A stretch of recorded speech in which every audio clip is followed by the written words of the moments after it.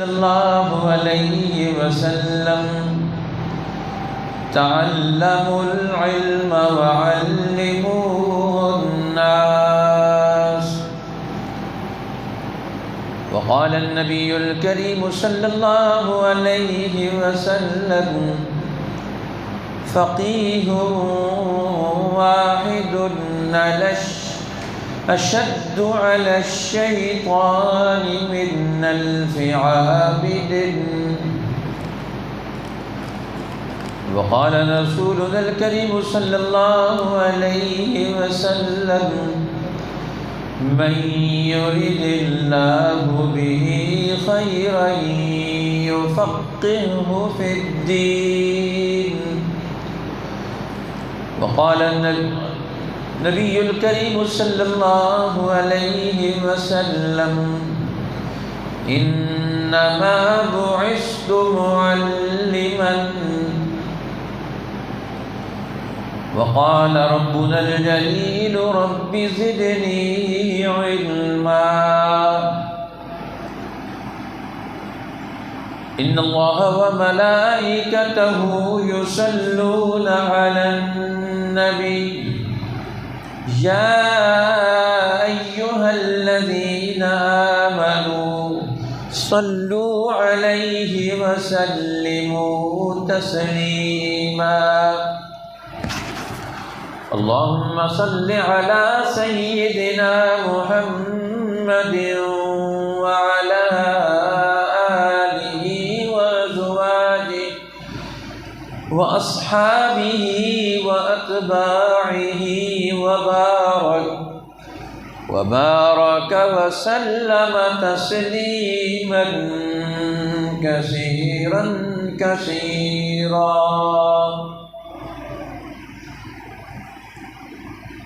محترم حاضرین، عزیز بزرگوں اور بھائیوں، آج 13 مئی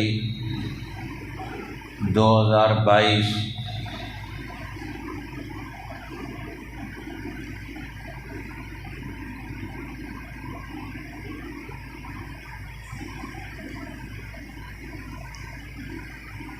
اور شوال المعظم 1443 ہجری کا دوسرا عشرہ داخل ہو گیا. یہ اشہر الحج میں سے یہ مہینہ ہے. اس ماہ مبارک میں مسلمان اللہ کے گھر کا رخ کرتے ہیں، اپنی علمی، دینی اور اجتماعی زندگی کو خیر اور برکت والا بنانے کے منصوبے بناتے ہیں کہ ہماری زندگی یہ خیر والی بنے، برکت والی بنے، فلاح اور کامیابی والی بنے. اس اعتبار سے مسلمان اپنی زندگی کے قدم اٹھاتے ہیں تاکہ ہماری زندگی کی نحوستیں اور بے برکتیاں ختم ہوں اور ہم دنیا میں کامیاب زندگی بسر کر سکیں. اللہ نے کامیابی کے لیے کچھ اصول اور ضابطے سمجھائے ہیں. سب سے پہلی بنیاد کامیابی کے لیے وہ ایمان اور یقین ہے. انسان کے اندر اللہ کی ذات پر، اللہ کے دین پر، اللہ کے نبیوں پر، آخرت کے دن پر، اچھی اور بری تقدیر اللہ کے قبضے میں ہے، کائنات کا نظام اسی کے کنٹرول میں ہے. ان کو مان لینے کا نام ایمان ہے. پھر دوسری چیز، ایمان کے بعد دوسرا اصول علم کا ہے کہ اللہ کے علم سے اپنے دل و دماغ کو آشنا کرنا. اللہ کے علم کی معرفت اور پہچان اپنے اندر کرنا، انسان کے اندر علم اور شعور پیدا ہو جائے، نور معرفت آ جائے، اس کے اندر تفقہ اور بصیرت آ جائے، اس کے دل کی آنکھیں اور دماغ اور اس کی ظاہری آنکھیں، یہ تینوں چیزیں مل کر دیکھنے کی عادی بن جائیں، ان کا آپس میں گہرا رابطہ اور تعلق وجود میں آ جائے۔ اس لیے قرآن حکیم ہمیں یہ توجہ دلاتا ہے، یہ اصول سمجھاتا ہے۔ مولانا اسرار صاحب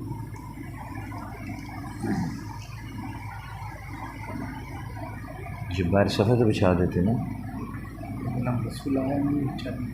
عجیب بات، اس کے بعد چابی ہوگی، دوسرا پر مسئلہ سارا اسی طرح رہے گا، تو ٹھیک ہے، لیکن اس کو منگوانا چاہیے تھا، نہیں آیا تو چابی اس کے ساتھ ڈبل چابی رکھیں گے ادھر سے لے۔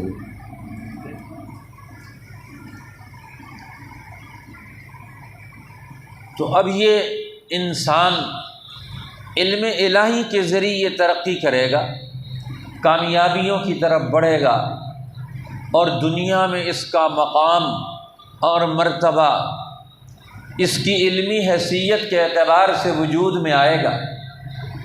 اس لیے صحابہ کرام ان کے ہاں یہ معمول تھا۔ حضرت عبداللہ ابن مسعود رضی اللہ تعالی عنہ فرماتے، تعلمنا الایمان ثم تعلمنا القرآن، ہم نے ایمان، اللہ کا تعلق، یہ بھی پیغمبر علیہ السلام سے سیکھا، ثم تعلمنا القرآن، پھر ہم نے قرآن بھی پیغمبر علیہ السلام سے سیکھا۔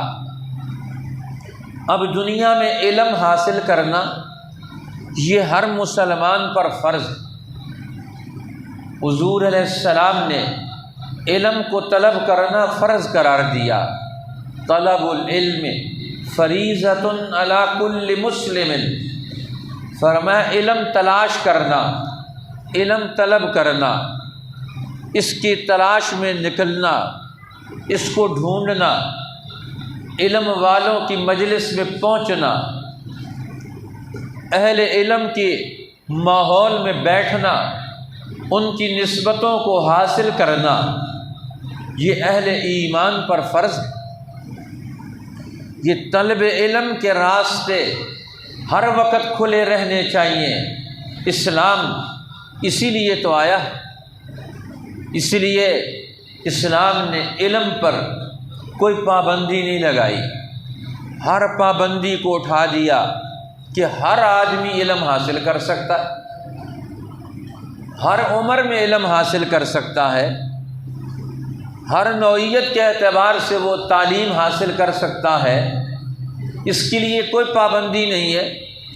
ہر قسم کا ماحول علم کا اور تعلیم و تربیت کا دیا جاتا ہے، بچوں سے لے کر بوڑھوں تک کے لیے اللہ نے اپنے علم کا دروازہ کھول دیا، یہ دروازہ کھلا ہوا ہے۔ اس لیے علم حاصل کرنا یہ ہر مسلمان پر، مرد ہو یا عورت، ان پر فرض قرار دے دیا گیا کہ وہ طلب علم کے لیے کوشش کریں، محنت کریں، اور اپنے آپ کو اس جد و جہد میں لگائیں۔ اپنی زندگی کا ایک وقت وہ علم کی تلاش کے لیے ضرور لگائیں، خرچ کریں۔ اس لیے جہاں علم والے موجود ہوں ان کے پاس پہنچنا چاہیے۔ حضرت موسیٰ علیہ السلام اپنی قوم کو باتیں بتا رہے تھے اللہ کی۔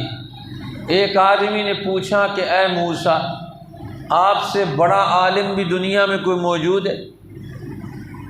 تو آپ نے فرمایا واقعتاً اس وقت نہیں تھا صاحب شریعت عالم۔ فرمایا نہیں، اللہ کو یہ جواب پسند نہیں آیا۔ فرمایا موسیٰ، آپ سے زیادہ علم رکھنے والا بھی ایک بندہ ہمارا موجود ہے۔ فرمایا یا اللہ وہ مجھ سے زیادہ علم رکھتا ہے تو ہمیں پتہ بتائیں، ہم اس کے پاس جانا چاہتے ہیں، ان سے علم حاصل کرنا چاہتے ہیں، ان سے ان کی باتیں سیکھنا چاہتے ہیں، ہمیں ان کا ایڈریس بتا دیں، ان کا پتہ بتا دیں، ہم ان کے پاس پہنچ جائیں۔ اللہ نے فرمایا اس بندہ عالم کو تلاش کرنا چاہتے ہو تو تمہیں مجمع البحرین پر ملے گا، جہاں دو دریا جمع ہوتے ہیں وہاں تمہیں ملے گا۔ اب موسیٰ علیہ السلام نے رخت سفر باندھ لیا، ارادہ کر لیا، علم کا سفر، ایمان کا سفر، اللہ کے تعلق کا سفر، اللہ والوں کے پاس پہنچنے کا سفر، علم والوں کی خدمت میں علم کی حصول کا سفر۔ یہ بڑے مبارک سفر ہیں۔ آج مسلمان یہ سفر کرنا بھول گئے، اس لیے یہ اردو والا اور عربی والا سفر کرنا بھول گئے، اب انگلش والے سفر میں مبتلا ہو گئے۔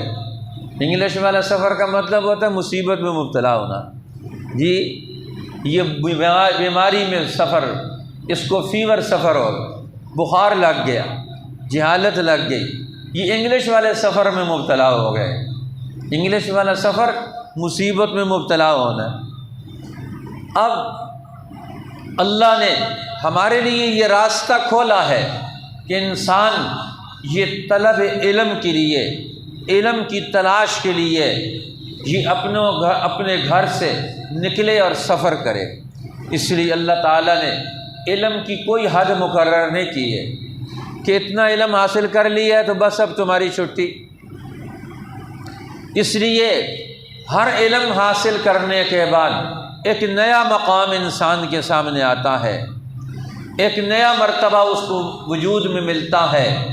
اس لیے فرمایا یہ دعا سکھلائی، ہر نبی کو اللہ نے ایک دعا دی کہ یہ اللہ سے دعا مانگا کرو، اور اللہ نے ان آخری نبی سید الانبیاء خاتم النبیین ان کو بھی دعا سکھلائی، اور وہ دعا کیا ہے؟ رب زدنی علما، اے میرے رب مجھے علم میں ترقی عطا فرما، میرے علم میں اضافہ فرما، مجھے علم میں ترقی اور اضافہ مل جائے، میرے علم میں کمال پیدا ہوتا چلا جائے۔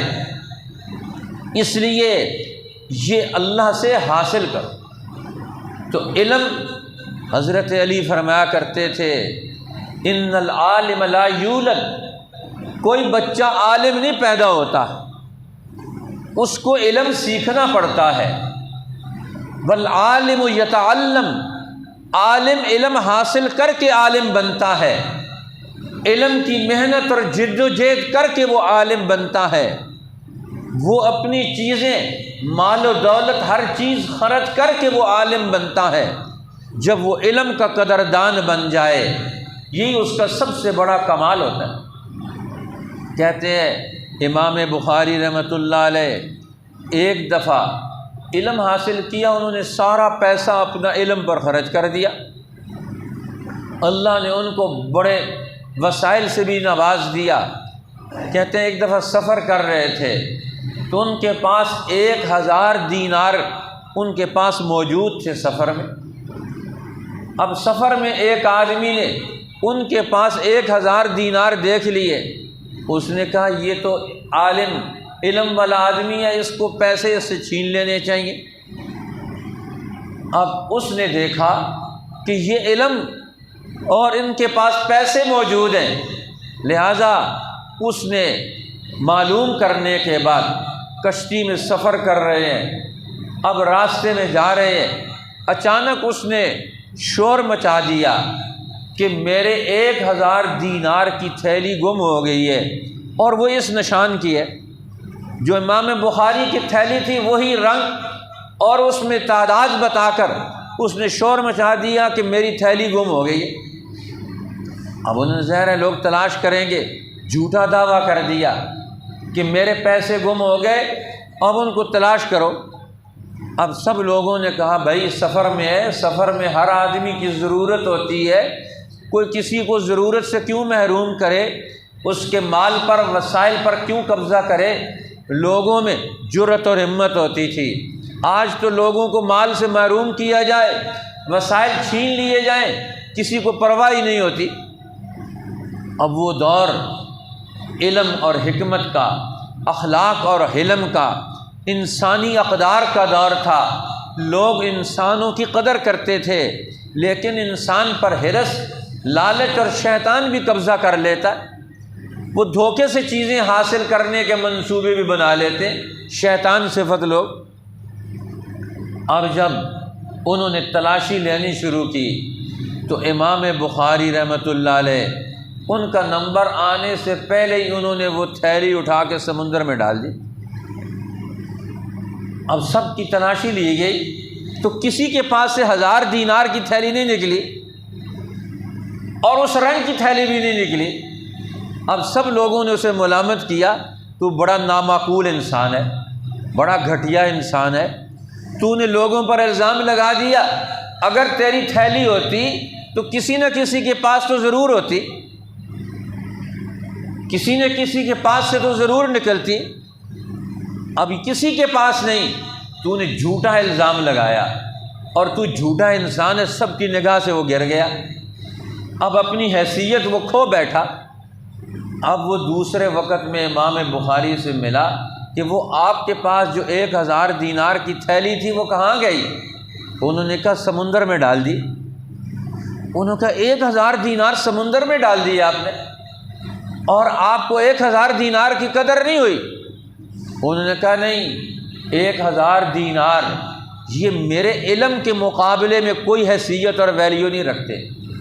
میں جدھر جاتا ہوں لوگ میرے سے علم نبوت حاصل کرنے کے لیے آتے ہیں، اور مجھے اپنا یہ علمی مقام اور مرتبہ، اس علم کی حفاظت اور امت تک اسے منتقل کرنے کے لیے مجھے اپنی حیثیت اور اخلاق کو قائم رکھنا ہے کہ میرے اوپر کوئی انگلی کیوں اٹھائے، میرے بارے میں کوئی دوسری رائے کیوں پیدا کرے۔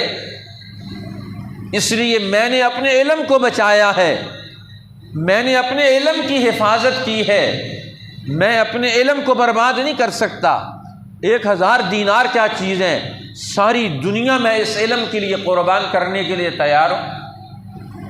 جو علم کا اتنا قدردان بن جائے، آج پوری دنیا کے علماء وہ امام بخاری کی الجامع اور الصحیح البخاری پڑھ کے عالم بنتے ہیں۔ اور وہ عالم کیوں بنے؟ علم کی قدردانی کی وجہ سے عالم بنے۔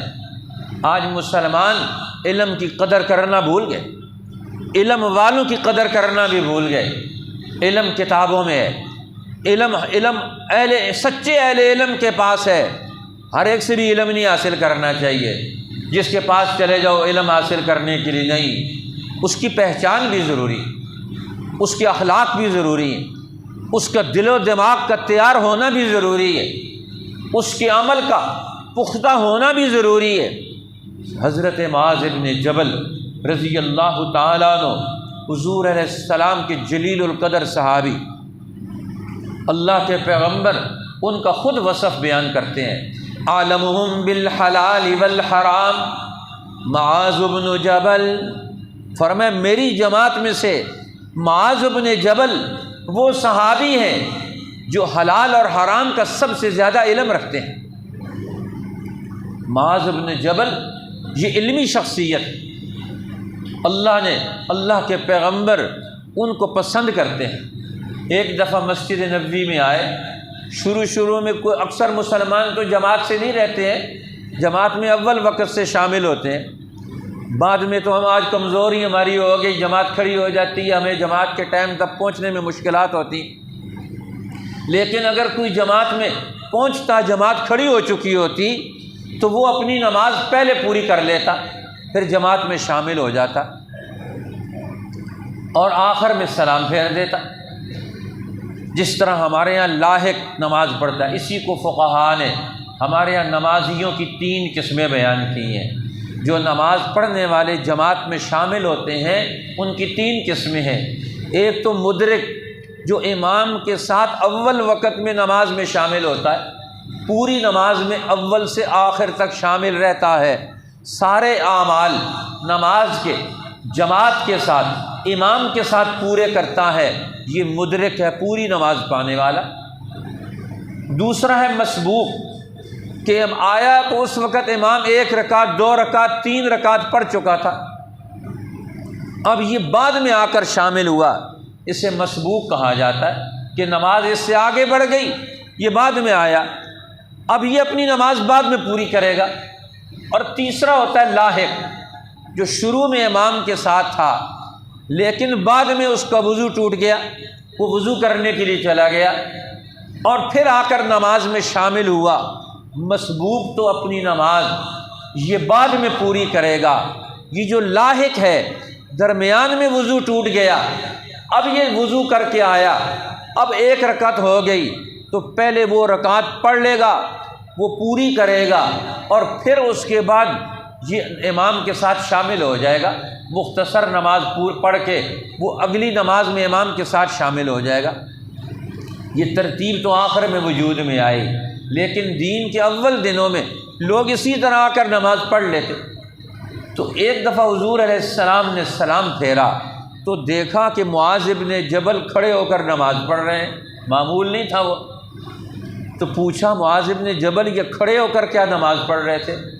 انہوں نے عرض کی یا رسول اللہ، میں آیا، نماز آگے بڑھ گئی، اب میں نے نماز میں داخل ہو کر نماز شروع کر دی، اور جو آپ نماز پڑھ رہے تھے میرے جی نے یہ نہیں چاہا کہ میں اس نماز میں داخل ہونے کے بجائے اپنی نماز پڑھوں، میں یہ چاہتا ہوں کہ میں آپ کی نماز کو پہلے درجے میں پا لوں، اسی میں شامل ہو جاؤں، لہٰذا اسی نماز کو میں نے پہلے پڑھ لیا، ساتھ ساتھ پڑھ لیا، اور جو نماز فوت ہو گئی میں نے ارادہ کیا یہ سلام پھیرنے کے بعد میں دوبارہ اس کو میں کھڑے ہو کر پڑھ لوں گا، لہٰذا مجھے یہ پسند آیا تو میں نے اس طرح نماز کی ادائیگی کو اختیار کر لیا۔ تو آپ نے فرمایا آئندہ سے مسبوق اسی طرح نماز ادا کیا کرو جس طرح معاذ بن جبل نے نماز ادا کی ہے۔ اب دیکھو ان کا وہ عمل رسول اللہ کو کتنا پسند آیا، اور ان کے دل و دماغ میں اللہ کے پیغمبر کے نماز کی کتنی قدر ہے۔ یہ بھی ایک علمی پہچان ہے کہ کس چیز کی ہم قدر کرتے ہیں، ہمیں کچھ علم ہوگا تو پتہ چلے گا۔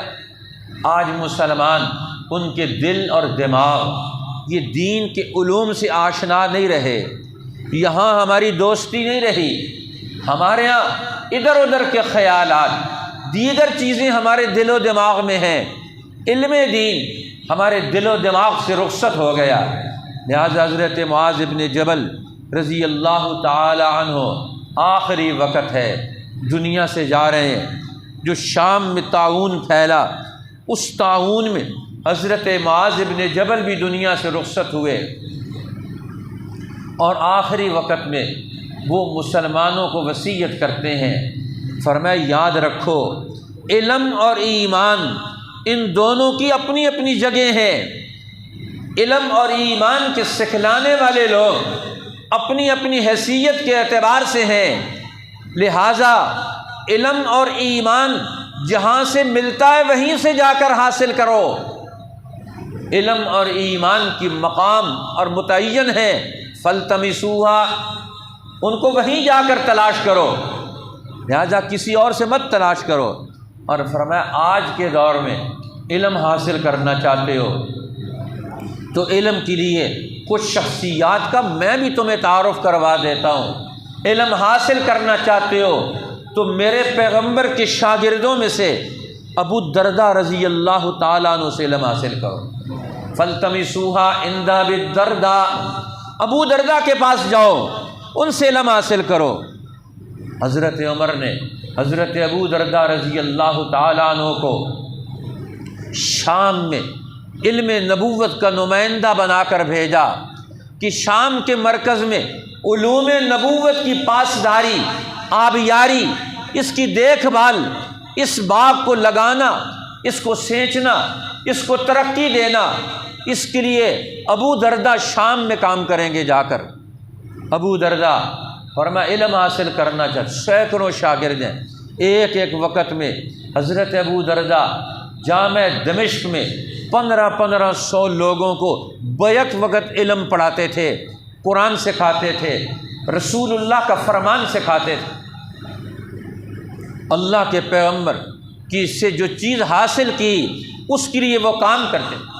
حضرت ابو درداء ایک حدیث بیان کرتے تھے رسول اللہ صلی اللہ علیہ وسلم سے، ایک صحابی مدینہ سے چلے اور چل کر حضرت ابو درداء کے پاس پہنچے شام میں، 2 مہینے کا سفر طے کر کے۔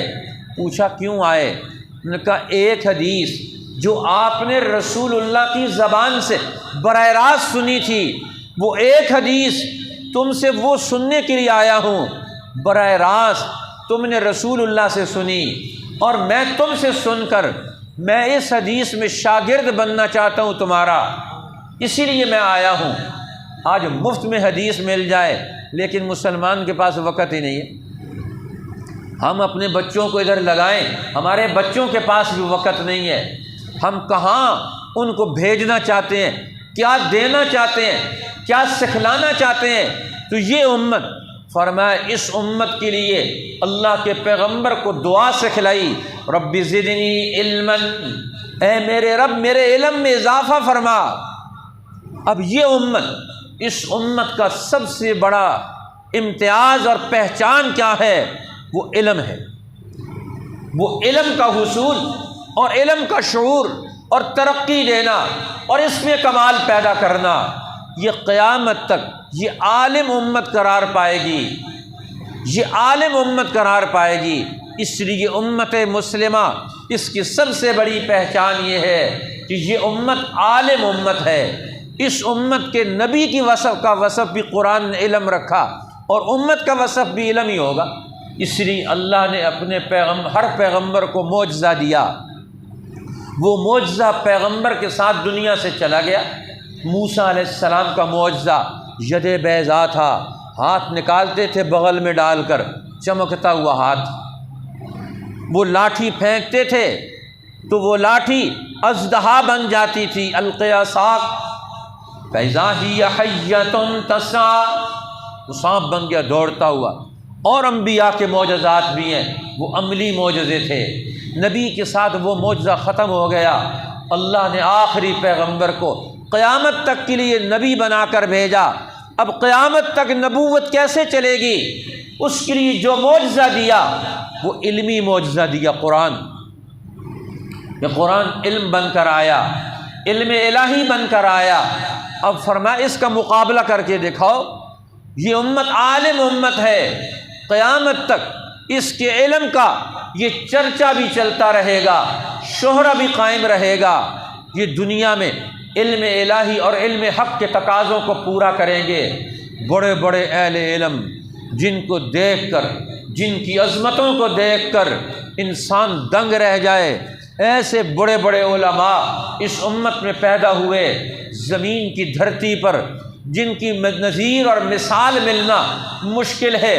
کسی ایک عالم کو لے جائیں، اس کی زندگی کا آپ مطالعہ شروع کر دیں، آپ حیران اور دنگ رہ جائیں گے یہ امت کے اندر یہ بڑے بڑے علماء کہاں سے کھڑے ہو گئے اور علم کی قدردانی ان میں کہاں سے آ گئی۔ حضرت علی رضی اللہ تعالیٰ عنہ فرماتے تھے، من علمنی حرفا، جس نے مجھے ایک حرف سکھلایا، فانا غلام اللہ، میں اس کا غلام ہوں، جہاں چاہے مجھے پکڑ کے لے جائے اور بیچ ڈالے میں اف بھی نہیں کروں گا۔ یہ علم کی قدردانی تھی کہ اللہ نے ان کو باب مدینۃ العلم کا دروازہ بنا دیا۔ انا مدینۃ العلم وعلی بابها، میں علم کا شہر ہوں تو علی اس کا دروازہ ہے۔ اور میں کیوں دروازہ بن گئے؟ وہ علم کے قدردان تھے، وہ علم کی پہچان کر کے علم کی عظمت قائم کرنے والے لوگ تھے۔ تو یہ علم اور شعور امت میں منتقل ہو۔ اب یہ امت آگے کیسے بڑھے گی ہر دور میں؟ جب تک یہ اس علم حق کو سینے سے نہیں لگائیں گے، اس وقت تک اپنی حیثیت اور اپنے مقام اور مرتبہ نہیں پیدا کر سکیں گے۔ فرمایا حضرت معاذ ابن جبل نے فرمایا علم حاصل کرو تو کچھ لوگ میں بھی بتاتا ہوں جو راستے میں چلتا ہوا ہے اسی سے علم حاصل کر لو، اور میں نہیں، علم کے لیے اس کی تاریخ بھی دیکھو، اس کی سند بھی دیکھو، اس کا نسب نامہ بھی حاصل کرو۔ حضرت امام محمد ابن سیرین، ان کا یہ قول امام مسلم نے اپنی صحیح کتاب کے اندر نقل کیا ہے، فرمایا ان ھذا العلم دین، یہ علم دین ہے، فرمایا یہ ہر ایک سے مت حاصل کرو، فرمایا یہ دیکھو غور کرو، امن تاخذون دینکم، تم اپنا دین کن لوگوں سے حاصل کرتے ہو؟ اس کی سند رسول اللہ کے ساتھ ملتی، اس کی سند علم والوں کے ساتھ ملتی ہے، اس کے اخلاق اور اس کا عمل علم والوں کے ساتھ ملتا ہے۔ فرمایا تم ہر ایک سے مت حاصل کرو، پتہ چلے کہ پیچھے تو یہ شیطان کا شاگرد ہے، پیچھے تو یہ تو بے وقوف اور احمقوں کا شاگرد ہے، اس کا پورا شجرہ نسب تلاش کرو، یہ کہاں کہاں سے آیا، اس کا علم کہاں کہاں سے کن وادیوں سے گھوم کر آیا ہے، اس لیے یہ کن وادیوں میں گھوم رہے ہیں، اس لیے تو قرآن نے منع کیا، فرمایا شاعروں کے پیچھے مت چلنا، والشعراء یتبعہم الغاوون فی کل واد یہیمون وانہم یقولون ما لا یفعلون، جو ادھر ادھر چلتے رہتے ہیں، صبح اور بیان دیتے ہیں، شام کو اور بیان دیتے ہیں، جن کی رائے صبح شام بدلتی ہے، یہ علم دین کے نمائندے نہیں ہو سکتے۔